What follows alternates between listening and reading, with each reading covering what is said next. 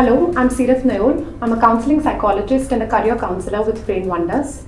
Today we're going to be talking about careers and the rising problems that students in India are facing. What exactly is career? A job or a series of jobs that a person goes on to undertake in their professional life is your career. Goes on to make money and progress or climb the corporate ladder, as we call it. Today, the problems that Indian students are facing is that 93% of students are aware of only 7 career options, and they go on to take those without looking at the unemployment rates or even how their career life is going to progress thereafter.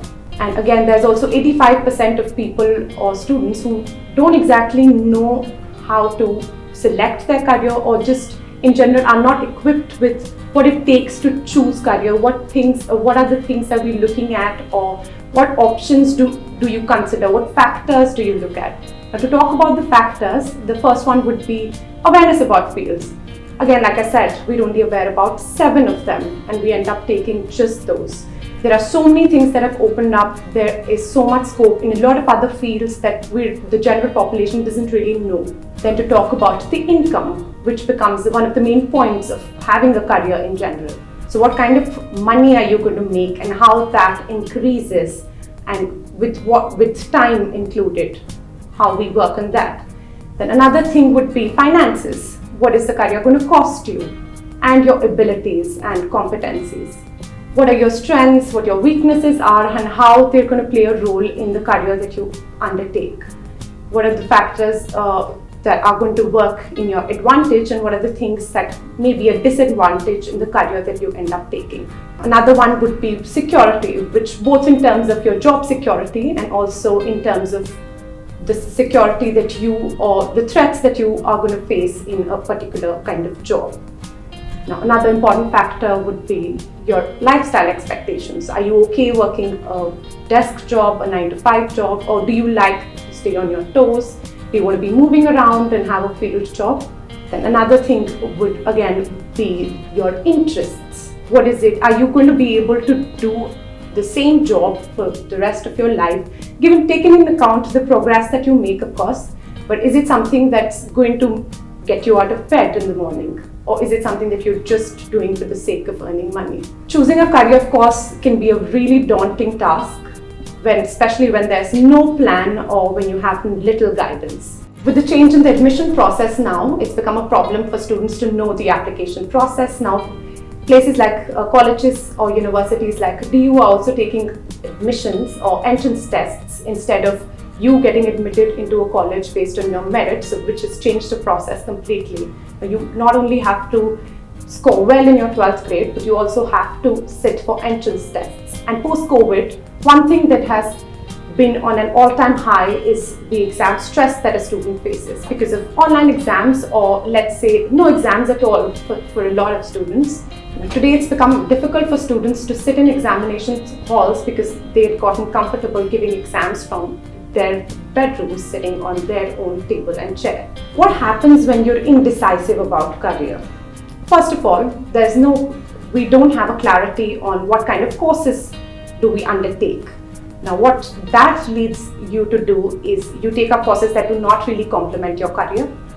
Then it is another waste of 3 years, and you don't really know how things are going to work, how you're going to progress, what upskilling are you going to need to do, the internships that you go to undertake.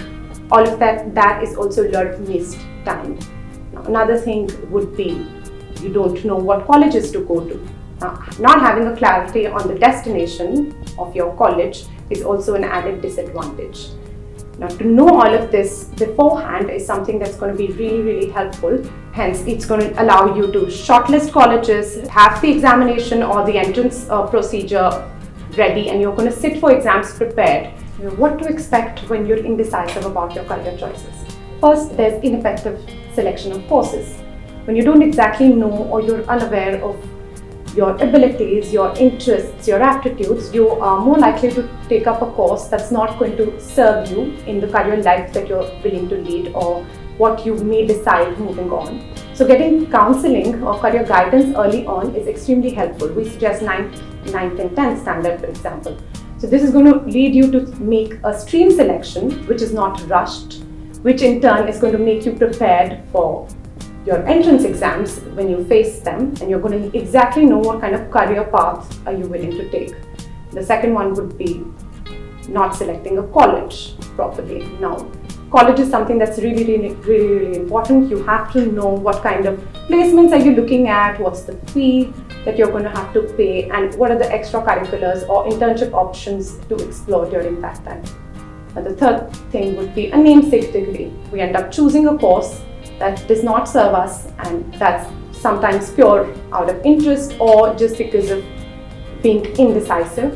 When you don't really know what is it you want to do, you end up taking something that's just a degree just for the sake of it, because now it's about time that you go to college, and again it's a loss of 3 years where you could have upskilled, where you could have worked towards doing things other than your theory work or other than just academics, which is going to lead you to be job ready rather. Now, to talk about how career counselling plays a role here is, first of all, we look at a lot of psychometric tools like an aptitude test, like an interest test, or sometimes even a personality test, which are going to tell you what kind of field would suit you better based on all the 3 factors that we're looking at.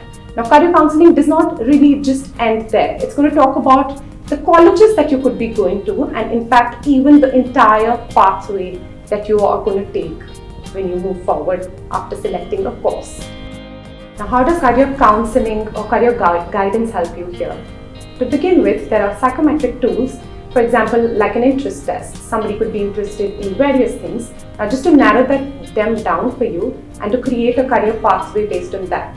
Then there are aptitude tests, which are going to talk about how well you could do in a particular field when given relevant training in that particular field. Now, another thing sometimes taken into account would also be your personality. If somebody who is a born leader, they wouldn't do so well just working under somebody. And for example, if somebody does not really like to lead, them getting on a job that requires them to manage people or lead is going to be a really uncomfortable position. So taking in account all of these things is also really important. What happens in a career counselling session is, first of all, they don't only talk about the courses that you take or the career that looks good for you, but also suggest colleges, the things that you could be doing on the side, which is the upskilling as we call it, and the internships that you take up, which actually makes you career ready, like I mentioned earlier.